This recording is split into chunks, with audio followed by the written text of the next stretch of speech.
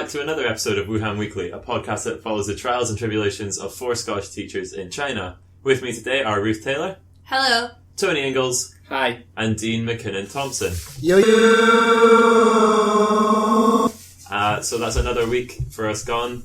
We've been very busy at school with parents' days and field trips and some other things. I can't remember what they were. Midterm exams, end of unit exams. It was all kicking off, so we haven't been able to record anything in a while. But we are back, and we're just going to kick off with some news. So first I wanted to talk about Apple. Obviously they're considered the tech giants in the West.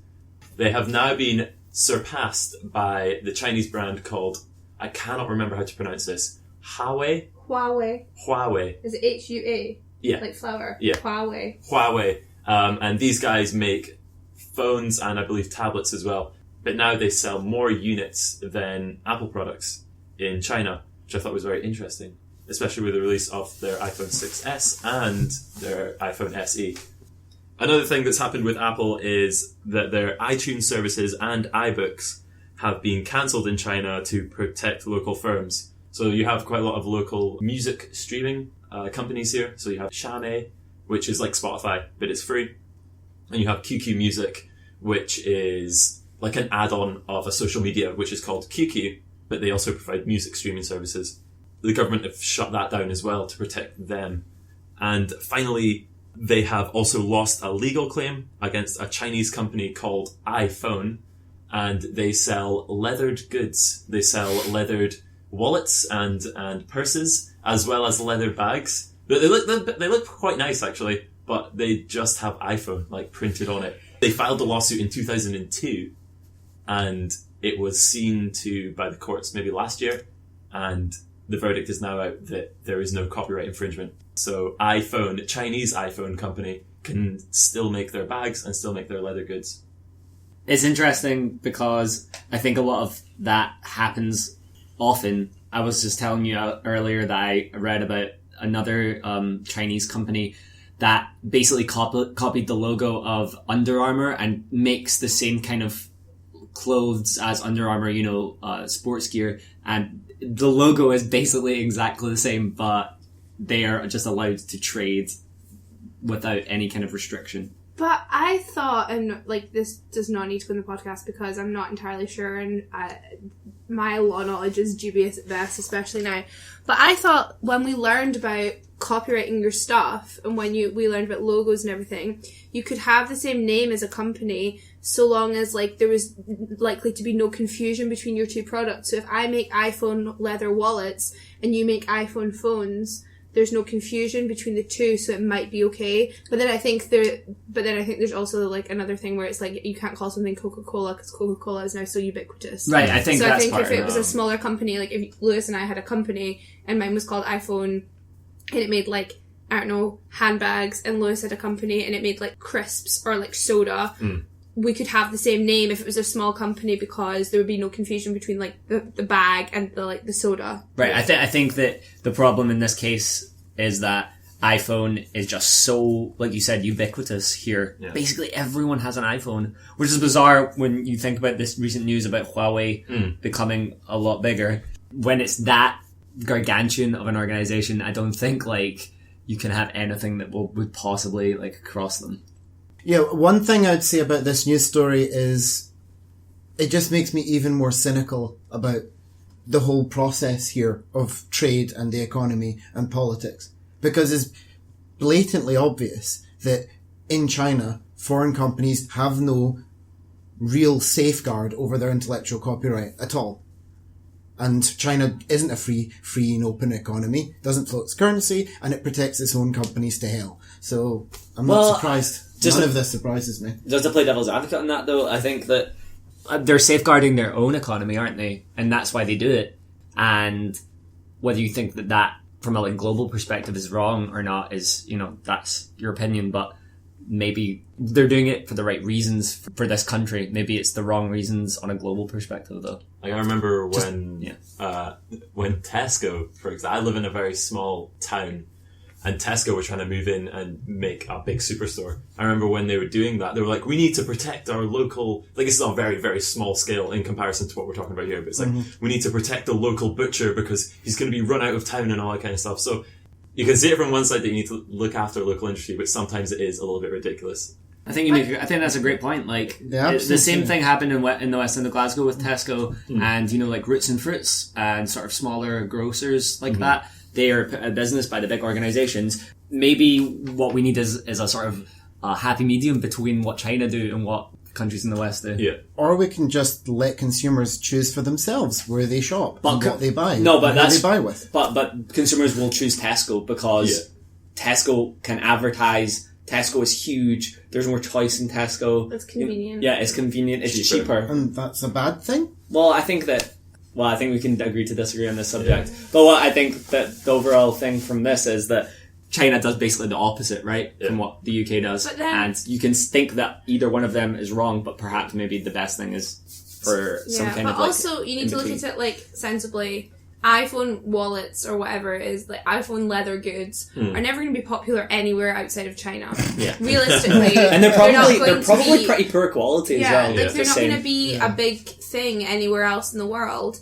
And there are so many Apple knockoff products here. Like last year, we went on a pub crawl at Christmas, and I had a Santa hat on, and my Santa hat had the Apple logo all over it. It was like I wish I still had it, but and I bought that in a market for 30p. So come at me, Apple, and sue me for no, please don't. Happens. But it happens all the time. Like it doesn't. I have an Apple logo on one of my lighters. Yeah, Which is really absurd. And, like, I know Apple don't make lighters for cigarettes. The Disney, the classic like Disney title with the Disney font is like plastered everywhere. Yeah. And you see like shops and like, is that a Disney shop or is that just, a Chinese Disney Well, shop? it's like- Yeah. I remember when I used to go away when I was younger to Spain. It's like 2 hours away.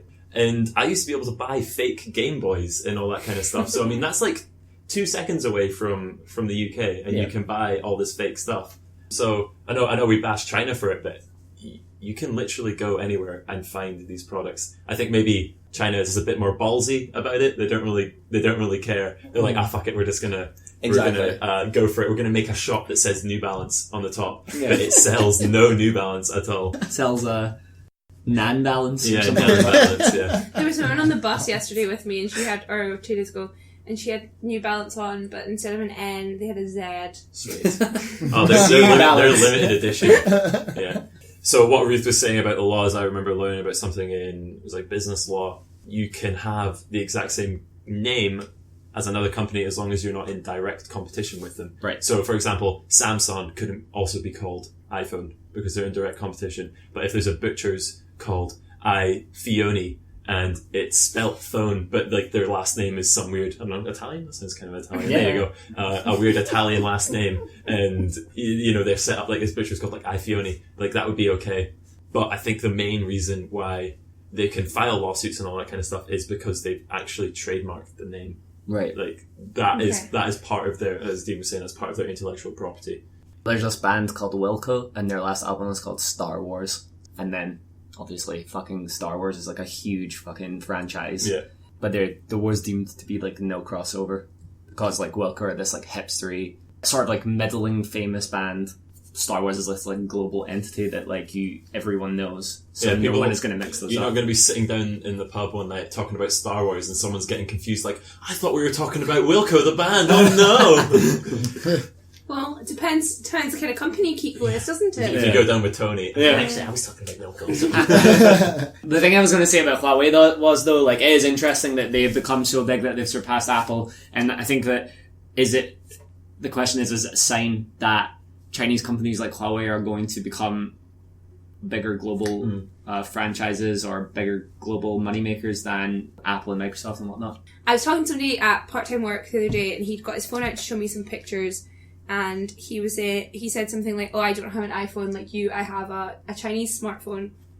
And basically he was just saying, like, because they are so much cheaper, so to buy an iPhone 6 Plus is about 6,000 yuan, and to buy like a phone from Huawei or one of the other Chinese smartphone manufacturers is about a third of the price. Something. Yeah, it's like 2,500 kwai.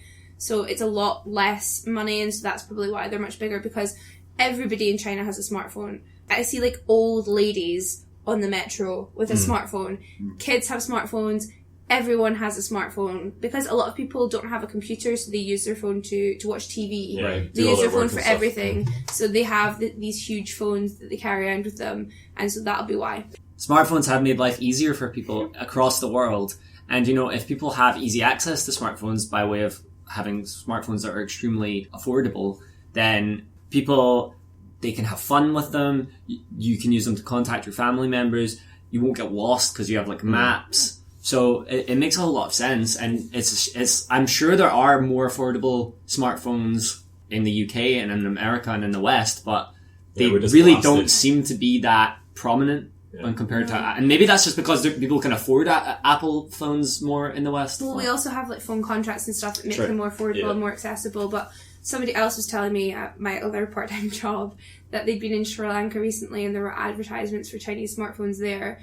And so I think it's not just China that these phones are really popular in, but in Vietnam and in other Asian countries. And I learned yesterday that apparently in India now, there are more cell phones than there are private toilets. So people are able to access a smartphone easier than they are a private toilet. I think that's the fact of the podcast. So that's probably why Huawei is such a big deal these days. You're talking about how Chinese companies are going to be branching out into the West. There's this big thing called Alipay here, and it's essentially like PayPal on steroids. We pay our rent on it, Dean. Yeah. We can pay our electricity bill on it. We can transfer money to each other. We can book movies on it. I can get a taxi on it, and I can go into literally any shop in China and pay, and they can scan my phone and they take money out of my bank account. It's an amazing idea. So Apple have just like started this new way to pay. It's like called Apple Pay, and it's essentially like a unbelievably shit version of Alipay. But they are going to be introducing Alipay into Europe this summer, I think, to allow Chinese tourists to basically get about in Europe. And if it kicks off there, man, like it's going to override all of our ways that we pay. Like it's going to get rid of PayPal. Well, it's like inferior in every single way. Well, I mean, I would use Alipay here. It's just that, as we will talk about later in this podcast, it's very difficult for us to like set that up. Set up online banking with our cards is not something you can do that easily here. But back home, it is easy to do that. And like, I will get Alipay if that's the thing because it is so convenient. Yeah, and it's not just like when you talk about you can go and pay for something in a shop. It's not just in Starbucks or McDonald's or in a big chain shop. We go to a place at lunchtime to get noodles. They cost the equivalent of like 70 pence. And there is not even an electronic till. The woman keeps her money in a drawer. And she accepts money on Alipay. Yeah. That's because you can just use other people's phones, right? Yeah, you can just send it to her WeChat. You essentially, because this is like a family-run place, they probably have like one bank account that's like hooked up to their phone so that they just scan your phone and that's it. It goes straight in their bank account. Yeah. So good. It's crazy to think that she doesn't have a till. They sell 4 types of noodles and you can pay electronically via smartphone. Yeah. That is what I can imagine, like someone just throwing a grenade in like Baghdad or something like that. It's blown up and some guys just started selling noodles out of the hole. Like that's what it's like. The place is like literally what you think of when you think of Chinese food. Well, in my head, my preconceived idea of what China would be like, this noodle shop is what I thought China would be like when I came here. I thought these would be the only restaurants. Okay, keeping with the trend of Chinese companies and them doing things, there has been a news article about a young student who is called Wei Shi. Is that right? Yeah. Shi. Good shout. Who has unfortunately died after... So cavalier. Unfortunately, he's dead. I'm keeping it in. Yeah. So he has died after taking advice from a big search engine here called Baidu, and they're essentially Google in China. This has caused an uproar on like social media essentially because it's uncovered a lot of sneaky things that Baidu have been doing. So basically this kid had sarcoma, basically cancer. He had a tumor. Cancerous tumor. Yeah, he had a tumor. So he basically had chemotherapy and radiotherapy, is that right, Ruth? Yeah. He wasn't responding well to them at all, right? Yeah, it didn't work basically, so he went onto Baidu to look for an alternative treatment for the tumour. Yeah, so he found this thing called immunotherapy. He found out that the second hospital of Beijing Armed Police Force had the best program for that, and they had ties with Stanford University, who I have just realised now are a very good university in terms of medical stuff. basically after he had died, all this stuff came up about how all of these claims were false. Obviously, the link with Stanford was false. And that Baidu, the search engine company, sells medical companies advertising space. So this hospital went through a third party to get their link pushed to the top of Baidu. So when anyone searched for that, that's what they would see first. Mm-hmm. And it also uncovered a lot of things that Baidu do, like in terms of their operations. They rank hospitals in terms of financial input and output instead of like certificates and knowledge and rankings in terms of like who actually works there and who is specialized in certain treatments, which is obviously very dangerous because it's very misleading.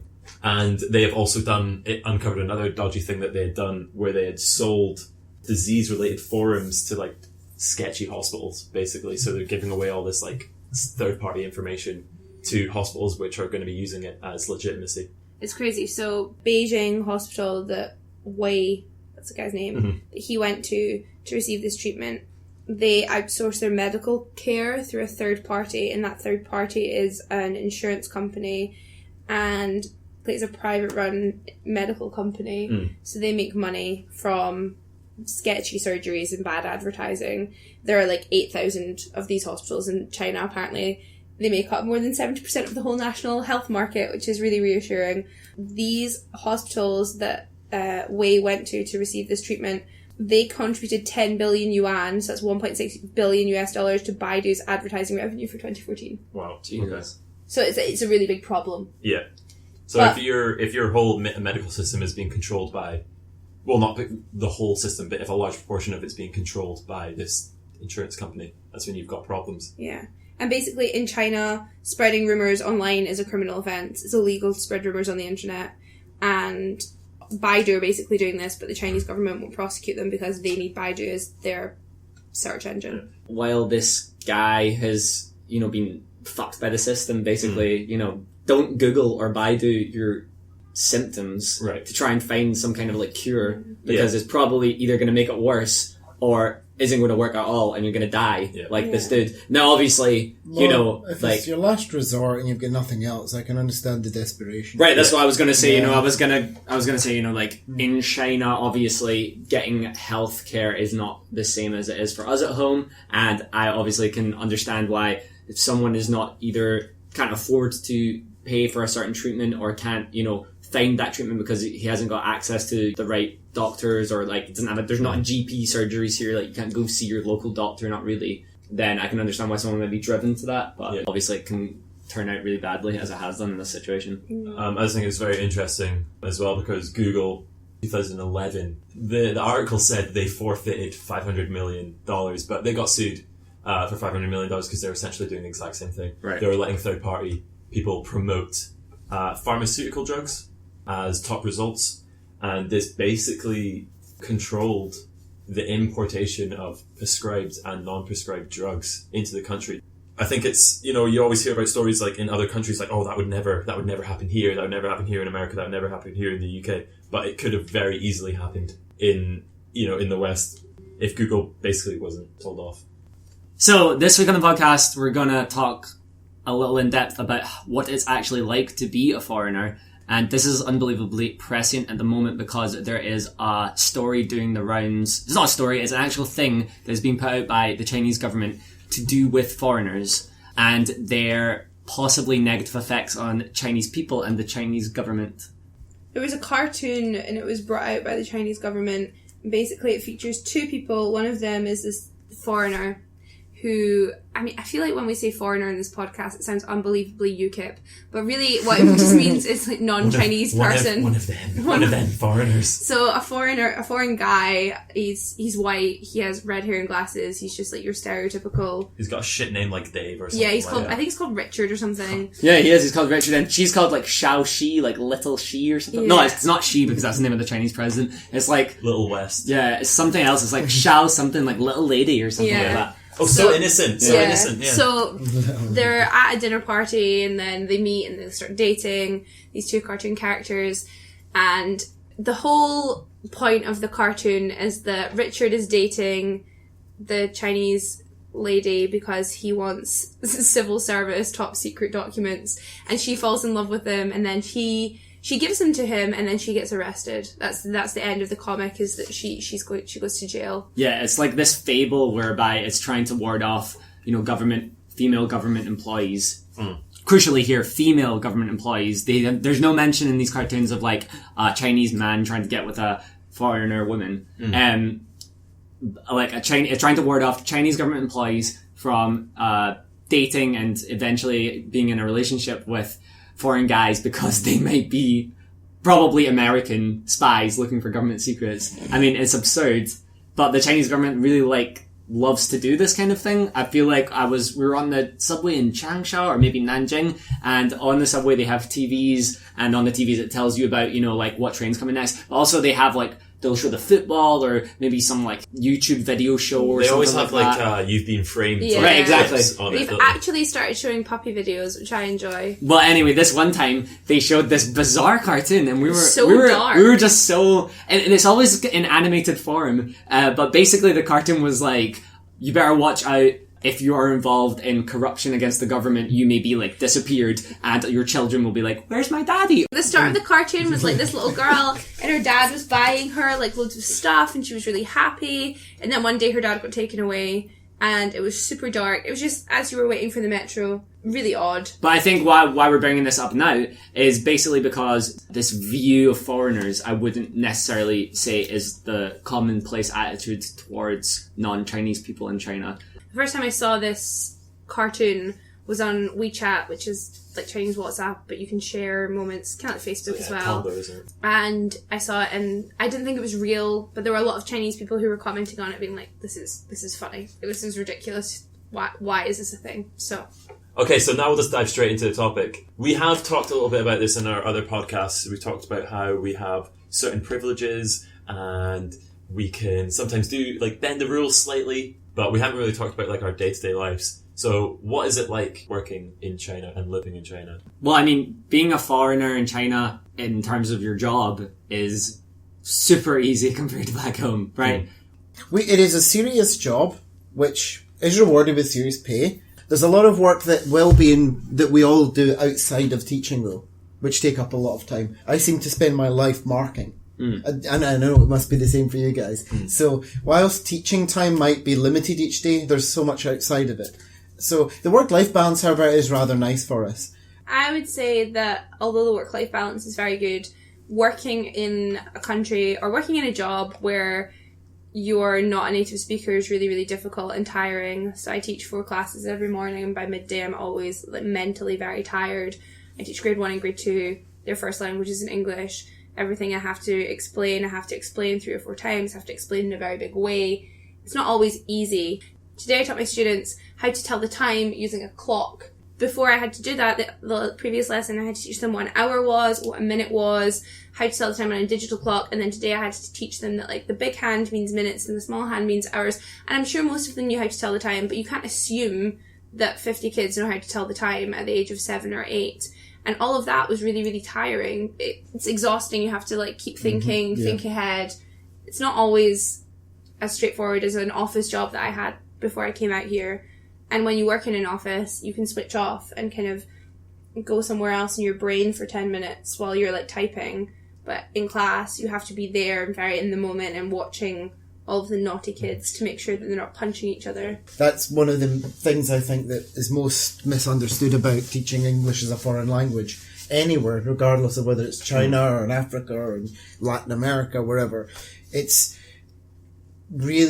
emotionally and physically rather demanding. You have large classes, especially in the case in China. Like you were saying about all of what you said, Ruth, I won't repeat it. And you have to be present and there in the moment all the time. And these are young kids, and they'll fall off chairs and get into fights and start screaming. Every day there'll be someone crying in a class. And it's very, very demanding. And I don't think people appreciate that. And that's just the hours that we're teaching, which maybe, we say, is less than our Chinese counterparts. Right. But all the marking we do as well, whether it's unit tests, whether it's workbooks, whether it's writing our lesson plans, there's a whole panoply of things that we have to do outside. And yourself, Lewis, you do even more, because you have the special classes with the international kids. You Like- have even more planning than I do. I mean, it's interesting because, like, you hear about a lot of people who go away and just say, like, oh, just show them a video in English or whatever. And although you can do that, you need to explain what is going on in the video. Tony helped me out with one of my lesson plans. We were doing animals, and I was like, right, great, I'll show them a bit. The Lion King was one or two of the songs, like Hakuna Matata, and I Can't Wait to Be King. But I had to explain to them what all the animals were. I had to explain to them what was going on. And that took, like, two lessons to do that before we could even watch the 15-minute video that it was. So even things that you think of that could make your life easier in a roundabout way makes it just as difficult because you need to prepare for the fun activities, if that makes any sense at all. At Christmas I wanted to make Christmas cards with my grade 1 students, and it took so long because I had to explain to them like things like, this is Santa brings you presents at Christmas, like all, you just have to explain everything. And then I had to explain to them how to fold the paper, and then I had to explain to them like what to write inside the paper, and in between all of this you have to make sure they're all listening, and it's not as easy as I think it could be perceived as being. There was actually specifically on that cutting and folding paper. With my grade 3s in English class, there's actually a whole lesson dedicated to cutting, folding, sticking, printing. It's just on that, and that's grade 3, which are a lot older than your kids. And we don't, so in terms of the curriculum outline, they're not even expected to know it until much older. I think the reason these things are hard, though, and, you know, We're talking about this through the eyes of a foreigner in China, and especially as a foreign teacher in China. Obviously, you can come to China and not be a teacher. But the reason that this is difficult, which is why our jobs are different from the Chinese teachers' jobs, is because we can't speak Chinese. Right. And the language barrier is super important. And even if we have colleagues who speak very, very good Chinese, they're actively encouraged not to speak Chinese because the reason that we're here is to teach them in English. Right, it's an immersive thing. It's pointless if I go into class and explain to them what I want them to do in Chinese. That's a waste of time. It's a waste of me being there. But, you know, when it comes to the younger kids, the grade 1s, the grade 2s, the grade 3s, you know, they need to be told in Chinese eventually because, like, there are just some things that they're not going to understand in English because, you know, they haven't been learning it for that long. I mean, I still remember the first 2 weeks that we got here.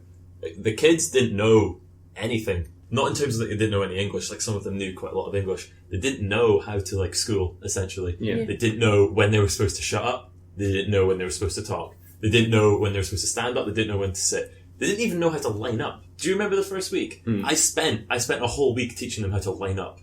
Again, it sounds so easy to do because you can imagine going into like primary 1 back home and just being like, right guys, line up. And they do it. But you're conveying all of this through a second language, which a lot of them don't really understand. And some of them might be intimidated because it's maybe the first or second time that they've seen a foreigner, let alone engaged with one of them. Right. So. And I mean, it is the best way to learn a language, right? They're being immersed in it, like at every moment, especially in your classes, Lewis. They might not understand the words right now, but they understand the sentiment, they understand your tone via like actions and stuff. You can portray to them what it is you want them to do. And then eventually they'll get the words. And then when they get the words, they're going to understand the meaning. And then it all like locks into place. So they're being set up in the future to be extremely good at English if they like concentrate and work hard at it. Yeah. Also, like when I want them to do things, I use the same sentence every time. Yeah. So like, I would like 2 students to come to the board, let's play a game. So then when they learn, I would like, hopefully, this is my big hope and dream, they'll be able to think back and be like, oh, that's what the foreign teacher used to always say, I would like. Yeah. And there'll be like this light bulb moment, and they'll be like, oh, okay, I remember this, that's why I will say it, and I understand. So I always use the same phrases. Yeah. I think our kids now can understand a lot of what we're saying, but they just don't know how to express it. Right. And as soon as they know how to express it, that'll be it. Well, it's really interesting because, you know, today I explained, we played Tony Says, and it was like, Tony says point to your eye, Tony says point to your ears, whatever. And, like, I explained it to them, and I said it fast, I didn't, like, slow it down, like, I said it in my normal voice, and then, you know, my co-teacher gets them to explain it back in Chinese, and it's amazing that they can do that, because they haven't understood anything that I've said. The only thing they've understood is the words that we've learned in class, so they've understood point, they've understood Tony, they've understood finger, they've understood eyes and ears and nose, because that's what the vocab that we're learning just now. they haven't learned all the other chat, that is in all amongst that. Yeah. So it's great that they can then take all those few words and understand it. But that's because they're at an age where they don't always understand everything. Yeah. We are at an age now where like learning a language is hard because we are so used to understanding everything, and when we don't understand something, it's frustrating. But a lot of the kids that we're teaching, they can't read or write Chinese at the moment because Chinese is so hard. Yeah. So they are literally just used to not understanding most things that go on around them. So they are just like, oh, okay, this is like, I understand, because they use their other senses. They try and comprehend things in a different way, whereas we just rely solely on the words that we know. Mm-hmm. I don't look at people when they talk to me sometimes. I think we're all guilty of that. I'll like sit and play my phone and just hear. These kids look at you. Yeah. They're so much better at sitting and listening. This like method that they're developing is like extremely strong, because I was able to explain to my class when to use are and when to use is when we're talking about monkey or monkeys, snake or snakes. Yeah. I'm like able to convey a grammar message like that to the students, and I'll write a sentence up on the board. Where are the monkey? Why is it not are? Right. And they'll put their hand up. They'll say it in Chinese, which is fine. They'll say blah blah blah blah blah. Mayo S, which is no S, blah, blah, blah. And I'm like, exactly. So there's no S on the monkeys, so it can't be R, it has to be is. Like, something as simple as that something as difficult as that can be explained to them, even though they don't fully understand the language. So Tony introduced the whole language barrier, and we've talked a little bit about it in terms of teaching and being at work. But what is it like when we're out in the big bad world on our own, trying to run errands, doing life admin, accessing the internet, all these kind of things? As we were planning this episode, it became clear to me what the language barrier really does, and what it is it makes things that are incredibly easy back home, like going for food or getting a taxi or trying to look at bus times or going to the supermarket or going to the bank, incredibly hard and frustrating sometimes. We have a basic grasp of Chinese at this point, and we've been here for just nearly 2 years now, and that's not for want of trying. Some of us have like studied it hard, like Ruth, especially Ruth recently, and I know you've been doing it too, Lewis. We try our hardest to talk Chinese every day. I hear Dean doing it all the time. Dean's number one thing to do is practice his Chinese skills. I'm all about oral language. But even with doing that, we still haven't got to the point where, these very simple things are easy to do. Yeah, I was following on from that theme. We will all remember when we first arrived. I remember for myself, I was in Shening. It was a small third-tier town.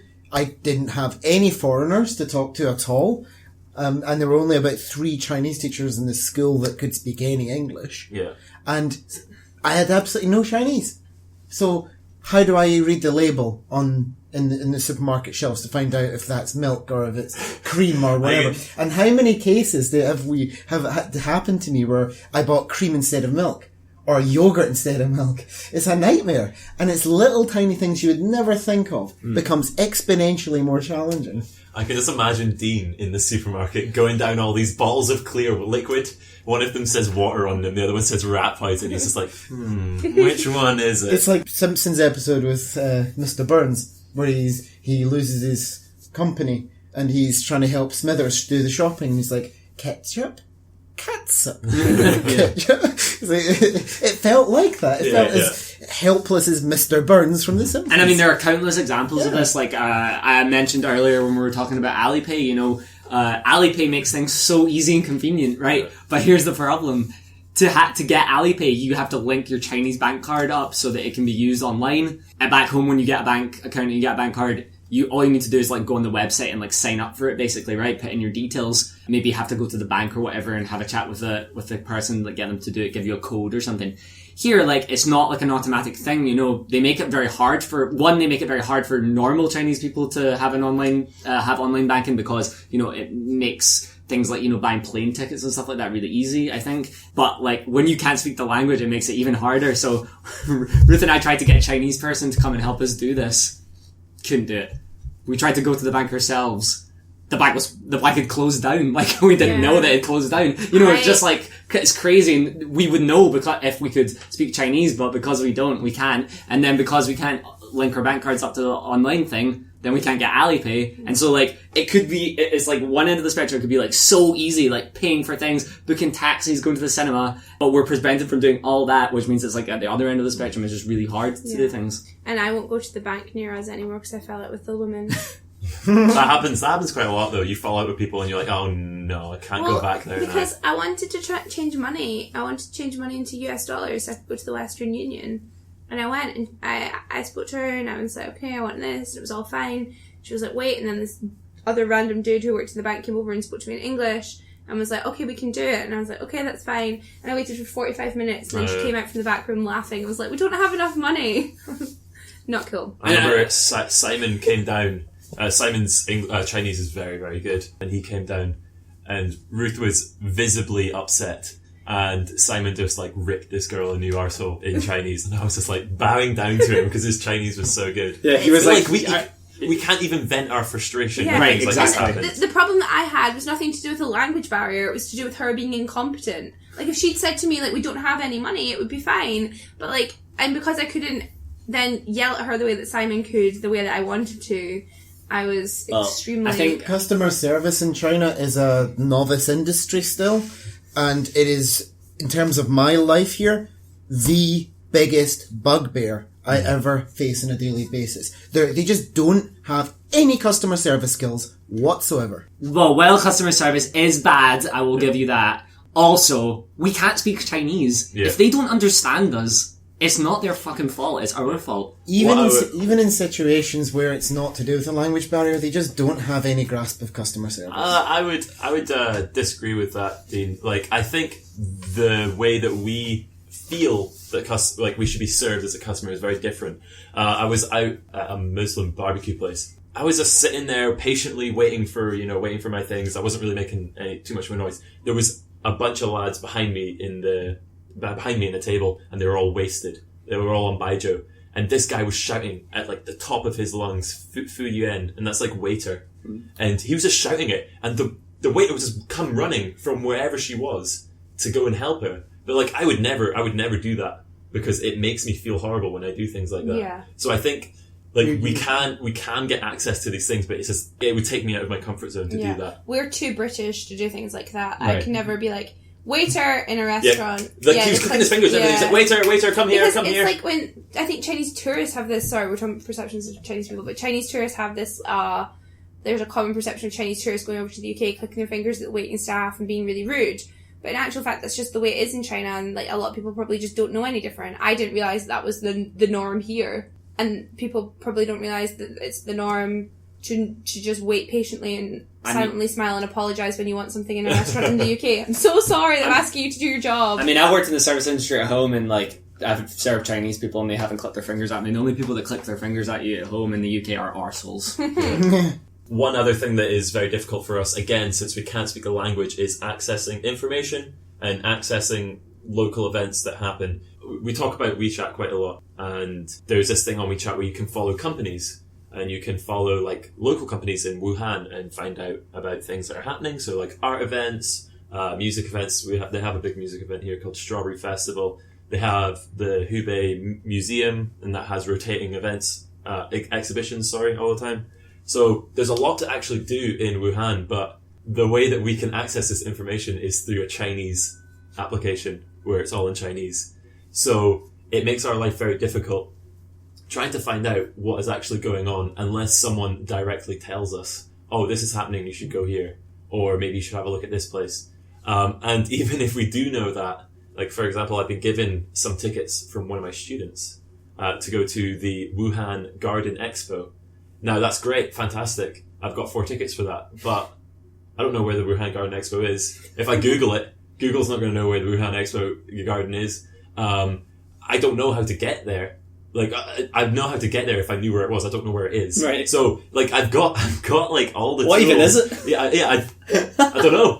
It's a garden expo? Yeah, I guess it's a garden expo, but I've got, like, all the tools to get to this expo, but I don't know how to access the information to get there. Right. Yeah. It's like we want to go to that temple that's an hour away on the bus. Right. I know it's an hour away on the bus. I know what it's called, but I don't currently know how to spell it in pinyin to put it into the characters in my phone to then find out where it is on Google Maps, because I can't find any information about it on the internet because there's nothing on the internet about it. Not on the English internet anyway. No. And like, I mean, that sort of thing comes back to, very simple things as well. Like, do you know something I really miss is reading the paper of like your local area.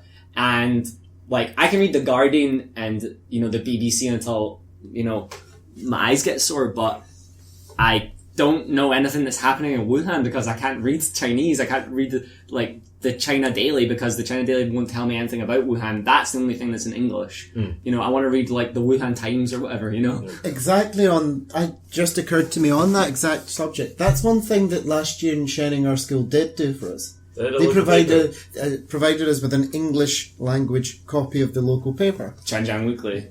Whatever it was called. I mean, you can get... Yeah. And that was genuinely quite good. There is WeChat subscriptions I used to read that you can subscribe to. Like, we subscribe to a thing called Wuhan Time, which is like an English language online newspaper. But does it tell you anything about China? Does it tell you anything about Wuhan? I don't think so. It tells you things that foreigners might want to know, like, that the foreign cultural street is getting torn down, all your favourite restaurants are going to disappear in about 2 months. Or join the YOLO cruise through Wuhan or whatever. Exactly. I would literally rather cut off my arm than have gone on that YOLO cruise. Right. Why would you want to go drink alcohol on the Yangtze? Yeah, it was so dangerous. Yeah, the fish of speaking and linguistic skills. I mean, this is crazy. The fish are serving you.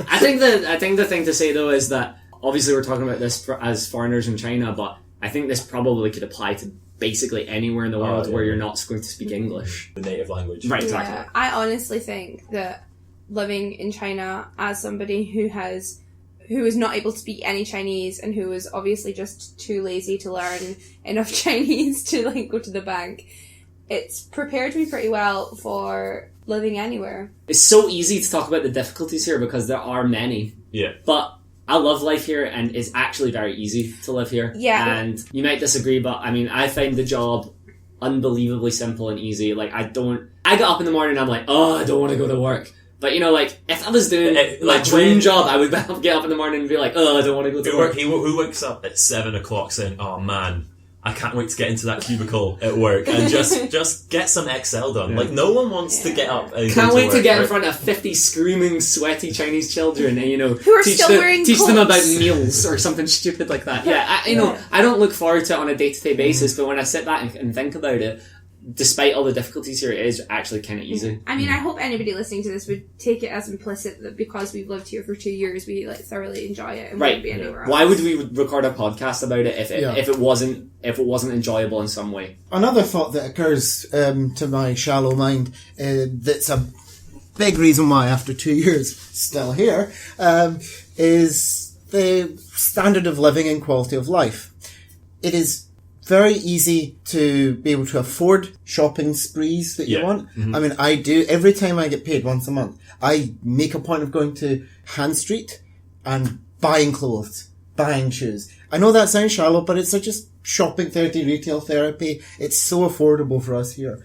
And we can afford to do it and still fund student loan debts and so forth from back home. Right, and pay our rent and stuff like pay that. rent and things like that make life worth living. It's not just shopping though. It's going traveling and things like that. Obviously, and we've seen all kinds of amazing sites. You guys have with Tony. You guys have seen Xi'an and the Terracotta Warriors. Yeah, we've been everywhere in China. Really, we've seen everything we could possibly want to see. Like we had that 3-day holiday last month. And I just went to Huangshan, which is like one of the biggest tourist sites in China.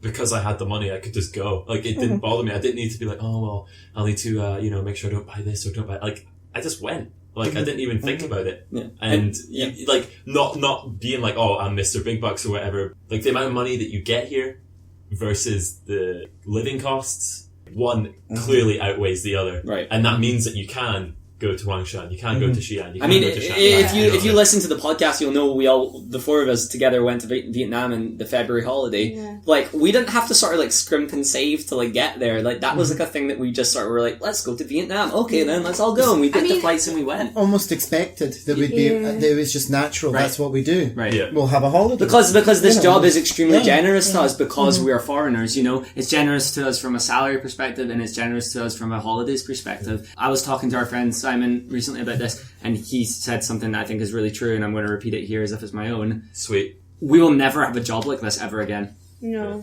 Where you get paid such a like comfortable amount of money for living here and to do extracurricular things and have the amount of time off where you can enjoy that money in like a fascinating way. Yeah. Also, like, in some perspective, like, I work a lot. Like, Right. I have my job and then I work part-time. I really hope no one who employs me is listening to this because that's Christina against the comes rules. flying Yeah, in. no. Christina's our boss. It's like, Ruth, that's it. You're off the bloody program, mate. I do a lot of part-time work, tutoring or teaching English to adults. I, in my free time, can earn my salary from last year doing part-time work. So last year I earned less, and this month I've earned my salary from last year doing part-time But work. the crucial thing about that is though, when we choose to do part-time work, we're not forced to because we're broke. We do it because the part-time work is again very generous to us, and so if we do it loads, then it's just unbelievably advantageous to us now and probably to the future in terms of our savings.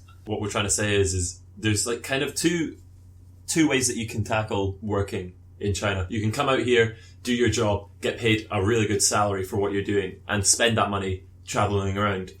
Or you could come out here and work your ass off, doing all the part-time work and doing like extra tutoring and all that kind of stuff. And you could pay off literally any loan that you Right. have back home. We've got some co-workers who are doing that, and the amount of money that they send home to pay off their university fees is astronomical, but they still come out on nights out with us and Yeah. they still travel and they Yeah. still go on a month away holiday. It's not nice to talk about money, but it is a very big lure to coming to work here. And you know, if you're listening to this and thinking about coming to China to be a teacher, I would recommend it extremely highly. Yeah. So I hope we've kind of conveyed our message of what it's like to actually live in China, what it's like to work in China, and hopefully we haven't talked about money too much. But that's us for this week, guys. So there's plenty of ways to get hold of us. You can get us on social medias. So Tony, where can they find us? You can find us on Facebook, search for Wuhan Weekly Pod in the search bar and click like. Or you can find us on Twitter at Wuhan Weekly Pod.